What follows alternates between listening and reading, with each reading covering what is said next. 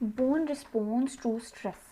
वो कहते हैं जब हमारी बोन के ऊपर स्पेसिफिक किस्म का स्ट्रेस आता है तो हमारी बोन किस तरह से रिस्पॉन्स करती है। According to the Wolff law, the form of a bone being given, the bone elements place भी करते हैं, खुद को डिसप्लेस भी करते हैं in the direction of functional forces and increase और decrease their mass to reflect the amount of functional forces. वो कहते हैं कि जब एक बोन हमें दी गई है, ठीक है, अब जिस डायरेक्शन में हम लगा रहे हैं कोई ना कोई फोर्स, अब डायरेक्शन के अकॉर्डिंग वो बोन प्लेस डिसप्लेस भी होती है, और जिस अमाउंट में हम कोई फंक्शनल फोर्स लगाते हैं तो उस अमाउंट की वजह से हमारी बोन के मास के अंदर इंक्रीज और डिक्रीज भी आता है। कम बोन लगाएंगे तो डिक्रीज होगी, ज़्यादा बोन लगाएंगे तो इंक्रीज होगी। डायरेक्शन के अकॉर्डिंग प्लेस और डिसप्लेस होती है। मतलब एक बोन पे स्ट्रेस जब पड़ता है, फोर्स जब लगती है, डायरेक्शन भी मैटर करती है और अमाउंट ऑफ फंक्शनल फोर्स भी मैटर करती है। हमारी बोन उसके अपनी साइज में, शेप में, अपनी मैस में, डेंसिटी में चेंजेस शो करती है। दिस लॉ यही एक्सप्लेन कर रहा है हमारे पास। अगर हम देखें तो हमारी बोन रिस्पॉन्स करती है 3 वेज में। एक होती है हमारे पास बोन की मॉडलिंग और रीमॉडलिंग, बोन की हाइपरट्रोफी,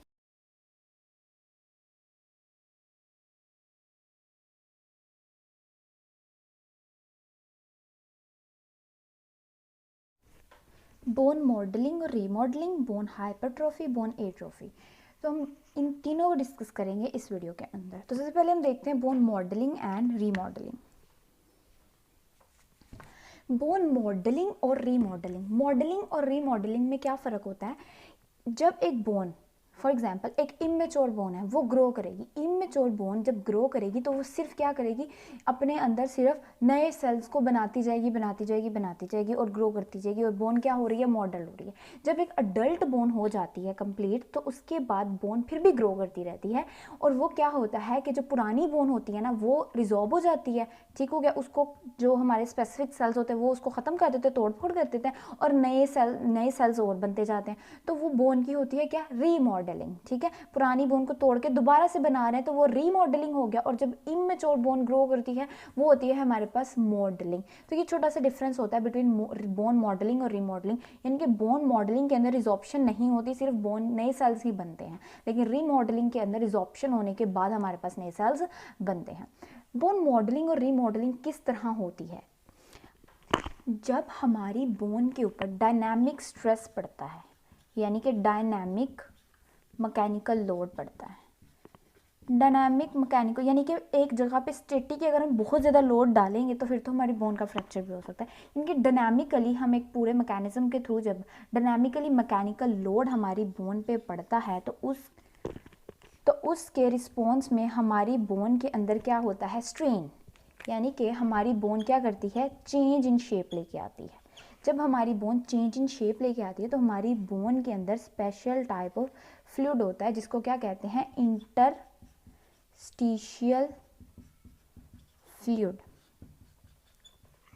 जब चेंज आता है तो ये इंटरस्टिशियल फ्लूइड जो होता है ये क्या करना शुरू कर देता है, फ्लो शुरू हो जाता है। हमारे पास इंटरस्टिशियल फ्लूइड का क्या होता है, फ्लो।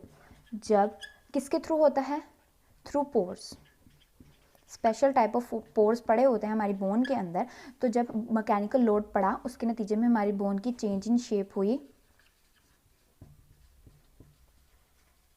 फिर हमारा इंटरस्टिशियल फ्लूइड अपने हमारे पोर्स के थ्रू, बोन के पोर्स के थ्रू फ्लो करते हैं। हमारी फ्लूइड के अंदर हमारे फ्लूइड के हमारी बोन के अंदर ना सेल्स पड़े होते हैं स्पेशल। कौन से सेल्स होते हैं, ओस्टियोसाइट्स। ये ओस्टियोसाइट्स क्या होते हैं, सेंसिटिव होते हैं। किसके, सेंसिटिव होते हैं किसके, फ्लो ऑफ इंटरस्टिशियल फ्लूइड के।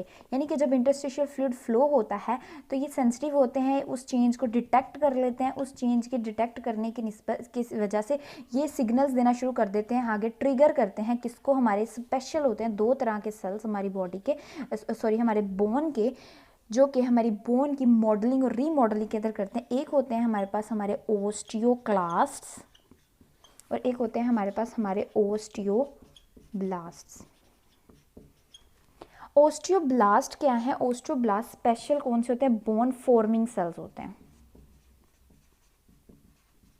और ओस्टियोक्लास्ट हमारे क्या होते हैं, बोन को रिजॉर्व करने वाले सेल्स होते हैं। तो जब ये दोनों एक बैलेंस वे में काम करेंगे फिर हमारी अडल्ट बोन की रीमॉडलिंग होती है। क्या होती है? रीमॉडलिंग। और अगर हमारे ये वाले ओस्टियोब्लास्ट डोमिनेट कर जाएं, ये डोमिनेंट हो जाएं, यानी कि ये इनका फंक्शन ज़्यादा हो, तो फिर तब क्या होती है? बोन की मॉडलिंग। और ये क्यों होती है? जब इमेच्योर बोन हमारी ग्रो करती है। कौन सी बोन? इमेच्योर बोन ग्रो करती है, तो तब हमारे पास ओस्टियोब्लास्ट की एक्टिविटी थोड़ी ज़्यादा होती है और ये हमारी नए बोन बनाते हैं। लेकिन एडल्ट्स के अंदर हमारे पास ओस्टियोक्लास्ट और ओस्टियोब्लास्ट दोनों एक बैलेंस के अंदर काम करते हैं और हमारी बोन की क्या हो रही होती है? रीमॉडलिंग हो रही होती है। तो ये सिंपल सा है हमारे पास। अच्छा, कुछ एमसीक्यू है कि हमारी जो ट्रैबिकुलर बोन होती है ना, हम दो तरह की बोन देखी थी जब हमने स्ट्रक्चर पढ़ा था बोन का। ट्रैबिकुलर बोन जो होती है वो हमारे पास 25% जो होती है ट्रैबिकुलर ईच ईयर जो है वो क्या हो रही होती है? रीमॉडल हो रही होती है। और एक कुछ और इंपॉर्टेंट पॉइंट्स होते हैं कि डेली 30 to 60 मिनट्स की वॉक हमारे लिए ज़रूरी होती है और ये इनफ भी होती है कि हमारी बॉडी के बोन्स के ऊपर स्ट्रेस आए और उसके नतीजे में हमारी बोन की रिमॉडलिंग होती है, यानी टर्नओवर होता रहे। टर्नओवर यानी कि हमारी बोन की रिजॉर्प्शन और हमारी बोन की जो है फॉर्मेशन होती रहे। डेली 30 to 60 मिनट्स की वॉक। ओके, और इसके अलावा कुछ ये है कि वो कहते हैं कि जो बॉडी वेट भी एक फैक्टर होता है जो इफेक्ट करता है, क्योंकि बॉडी का वेट भी तो एक स्ट्रेस लेके आ रहा होता है ना। तो जिनका बॉडी का वेट ज़्यादा होता है उनके अंदर उनके अंदर फिर मास डेंसिटी भी थोड़ी ज़्यादा हो, क्योंकि उनके अंदर स्ट्रेस आता है, उनकी बोन ज़्यादा से ज़्यादा जो है वो कर रही होती है, रीमॉडलिंग हो रही होती है, तो ज़्यादा से ज़्यादा मास की डेंसिटी वगैरह आ रही होती है। तो जो लोग ज़्यादा हैवी होते हैं उनकी बोन्स भी ज़्यादा मैसिव होती हैं, जो उनका वेट थोड़ा कम होता है उनकी बोन भी कम मैसिव होती हैं। और एक बात ये होती है कि जो लोग क्या करते हैं, अपना वेट गेन या लॉस कर रहे होते हैं लेकिन एक्सरसाइज बिल्कुल नहीं करते, सिर्फ डाइट के थ्रू इस तरह कर रहे होते हैं, तो उनकी जो बोन की मिनरल्स होते हैं ना वो बहुत कम हो जाते हैं। क्योंकि आपने देखा कि बोन को ग्रो करने के लिए या वेट के लिए, तो उसके लिए हमें जो है बोन के ऊपर स्ट्रेस करना बहुत ज़रूरी होता है, एक्सरसाइजेस की भी बहुत ज़रूरी होती है। तो जो लोग एक्सरसाइज नहीं करते तो वो उन लोगों का बोन मिनरल डेंसिटी भी थोड़ी कम होती है। इसलिए एक प्रॉपर लाइफस्टाइल के लिए हमारी प्रॉपर डाइट भी होनी चाहिए, फिजिकल एक्टिविटीज़ भी होनी चाहिए, और हमारा जेनेटिक्स भी इसमें काफ़ी इन्फ्लुएंस रखता है हमारी बोन की डेंसिटी के अंदर। उसके अलावा जो है कि जब वेट बेयरिंग कंडीशंस होती है ना, यानी कि जब एक बोन के एक पार्ट पे ज़्यादा बार बार वेट लग रहा होता है, रेपिटेटिव वेट पड़ रहा होता है, तो उसके नतीजे में क्या होता है, हमारी बोन की जो है वो as compare to weight, height, उसकी निस्बत जो है ना ज़्यादा बोन की डेंसिटी पे इफेक्ट होता है उसका, वेट बेरिंग। और जब हमारे पास वेट तो कम है, जैसे बच्चे जंप करते हैं तो बार बार जंप कर रहे हैं, तो उसके नतीजे में हमारी डेंसिटी भी और साथ साथ हमारी बोन के स्ट्रक्चर में भी दोनों में चेंजेस आते हैं। ओके, सो यही हमारे पास थी बोन की मॉडलिंग एंड रीमॉडलिंग। अब हम देखते हैं बोन की हाइपरट्रॉफी एंड देन हम देखेंगे बोन की एट्रॉफी। बोन हाइपरट्रॉफी कहते हैं, हमने मसल्स के अंदर तो हाइपरट्रॉफी देखी है, लेकिन ये भी देखा गया है कि जैसे जैसे ज़्यादा अगर हम बहुत ज़्यादा फिजिकल एक्टिविटी करते हैं, हमारे स्पेसिफिक बोन के स्पेसिफिक एरियाज़ के ऊपर अगर ज़्यादा स्ट्रेस आता है तो वो भी हाइपरट्रॉफी की तरफ जाती है। जैसे कि टेनिस प्लेयर्स के अंदर देखा गया कि उनकी जो रेडियस बोन होती है वो काफ़ी ज़्यादा हाइपरट्रॉफी हुई होती है। बेसबॉल प्लेयर्स में देखा गया कि ह्यूमरस बोन काफ़ी ज़्यादा हाइपरट्रॉफी हुई है, उनके अंदर इन बोन्स की हाइपरट्रॉफी हुई होती है। क्यों हुई होती है? क्योंकि जब वो अपनी गेम कर रहे होते हैं तो उनका ज़्यादा इंपैक्ट लग रहा होता है, उनकी जो एक्टिविटीज़, उनकी जो गेम्स, उसका इंपैक्ट लग रहा होता है इस ह्यूमरस बोन में। इसलिए कहते हैं जब हम रेपिटेटिव एक्सरसाइजेज करते हैं या हम कोई ऐसी करते हैं जिसके अंदर वेट ज़्यादा आता है, तो उसका इम्पैक्ट पड़ता है हमारी बोन्स के ऊपर, तो हमारी बोन्स की डेंसिटी में भी इंक्रीज आता है, हमारी बोन की मॉडलिंग ज़्यादा होती है। जब बोन की मॉडलिंग ज़्यादा होती है यानी कि हमारी नई बोन ज़्यादा बनती है, तो उसके नतीजे में फिर हमारी बोन की क्या होना शुरू हो जाती है? हाइपरट्रॉफी। और जब हम वो कहते हैं कि ये भी देखा गया कि हम कुछ ऐसी वर्क कर रहे हैं जिसका कोई इम्पैक्ट नहीं होता बोन्स पे, तो उसकी वजह से फिर कोई पॉजिटिव इम्पैक्ट भी नहीं आता। मतलब ये कि ये बात रिवील करती है कि फिजिकल एक्टिविटी ही इम्पैक्ट कर रही है हमारी बोन्स के ऊपर, उसके नतीजे में हमारी डेंसिटी भी इंक्रीज हो रही है, हमारी बोन की मॉडलिंग का प्रोसेस ज़्यादा हो रहा है, तो इसी नतीजे में हमारी बोन की हाइपरट्रॉफी होती है। अगर सिंपल सा कॉन्सेप्ट देखें तो आपने देखा है कि हमारे पास दो तरह के सेल्स होते हैं, एक होते हैं हमारे पास ओस्टियोक्लास्ट्स, एक होते हैं हमारे पास ओस्टियोब्लास्ट्स। ओस्टियोब्लास्ट अगर ये दोनों तो बैलेंस वे में काम करें, फिर तो हमारी बोन की क्या होती है, रीमॉडलिंग, यानी कि जितना होता है मैथ में ज़्यादा फर्क नहीं पड़ता, जो पुरानी होती है वो ख़त्म होकर नहीं बन जाती है। लेकिन अगर हमने ज़्यादा बनानी है, हाइपरट्रॉफी करनी है, हाइपरट्रॉफी अगर ज़्यादा बनेगी तो ज़्यादा कैसे बनेगी, जब ओस्टियोक्लास्ट की निस्बत हमारे जो ओस्टियोब्लास्ट है वो ज़्यादा काम करेंगे।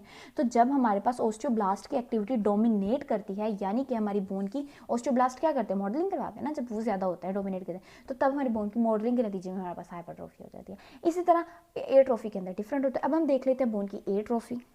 वो कहते हैं कि जब हमने कहा कि जब स्ट्रेस ज़्यादा पड़ रहा है और उसके नतीजे में हमारी बोन का जो मास डेंसिटी मॉडलिंग इंक्रीज़ हो रही है, और अगर बिल्कुल इसके ऑपोजिट अगर स्ट्रेस कम पड़ेगा तो उसके नतीजे में हमारी बोन की एट्रोफी भी होगी, हमारे मास की डेंसिटी इंक्रीज़ भी होगा हमारा मास। तो यही होता है। और ये कैसे होता है कि जैसे वो कहते हैं जो लोग सेडेंट्री जिनका लाइफस्टाइल होता है, जिनका लाइफस्टाइल सेडेंट्री यानी कि जिनका लाइफस्टाइल बहुत ही ज़्यादा क्या होगा, इनएक्टिव होगा, कोई फिजिकल एक्टिविटी नहीं करते, बस सारा दिन पड़े रहते हैं, तो इन लोगों में क्या होता है कि हमारे पास ओस्टियोक्लास्ट जो होते हैं ना, इनकी एक्टिविटी क्या होना शुरू हो जाती है, इंक्रीज़ हो जाती है। जब इनकी एक्टिविटी इंक्रीज़ होगी तो क्या होगा, ओस्टियोब्लास्ट तो उतना ही है लेकिन ओस्टियोक्लास्ट की एक्टिविटी ज़्यादा हो। जब ओस्टियोक्लास्ट की एक्टिविटी ज़्यादा हुई तो बोन ज़्यादा रिजॉर्व हो रही है, जब बोन ज़्यादा रिजॉर्व होगी लेकिन उतनी बन नहीं रही तो क्या होना शुरू हो जाएगा, बोन की एट्रोफी होना शुरू हो जाएगी।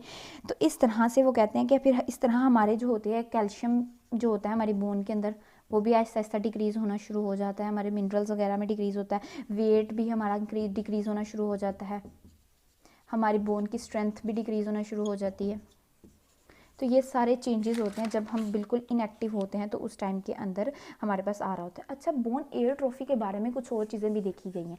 वो कहते हैं कि जब हम स्पेस वगैरह में जाते हैं तो तब वहाँ पे जाके कुछ ऐसी चेंजेस हमारे मस्कुलोस्केलेटल सिस्टम पे आ रही होती हैं कि तब भी हमारी बोन का मास डिक्रीज़ होना शुरू हो जाता है, बोन की एट्रोफी होना शुरू हो जाती है।